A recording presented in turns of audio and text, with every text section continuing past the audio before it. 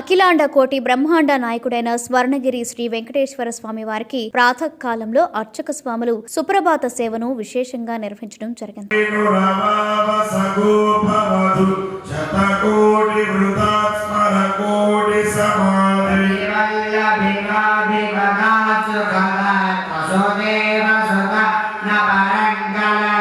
సుప్రభాత సేవ అనంతరం శ్రీ మహాలక్ష్మి అమ్మవారు 33 కోట్ల దేవతలు కొలువు తీరినట్టి గోపృష్ఠ దర్శనాన్ని చేయించడం జరిగింది.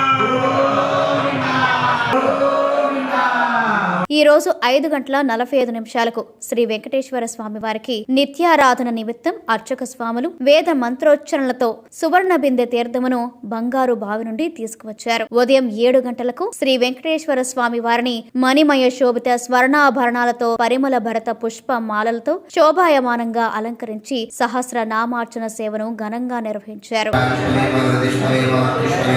స్వర్ణగిరి శ్రీ వెంకటేశ్వర స్వామి దివ్య క్షేత్రంలో లోక కళ్యాణం కోసం అర్చక స్వాములు శ్రీ సుదర్శన నారసింహ హవనంను నిర్వహించారు. ఉదయం 10:30 జగదేక చక్రవర్తి అయిన శ్రీ పద్మావతి గోదాదేవి సమేత శ్రీ వెంకటేశ్వర స్వామి వారికి పట్టు పితాంబరాలు ధరింపచేసి నవరత్న ఖచ్చిత స్వర్ణాభరణాలతో పరిమళ భరత పుష్ప మాలలతో అలంకరించి శ్రీ స్వామివారి నిత్య కళ్యాణ మహోత్సవాన్ని అర్చక స్వాములు అంగరంగ వైభవంగా నిర్వహించారు. భక్తులు శ్రీవారి కళ్యాణ మహోత్సవాన్ని కన్నుల పండుగగా తిలకించారు.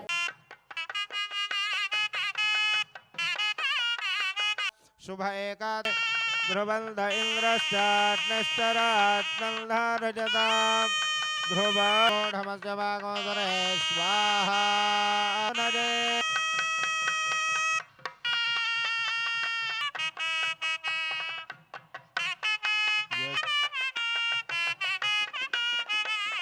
वेंकटेशाय मंगलम लक्ष्मी रमण गोविंदा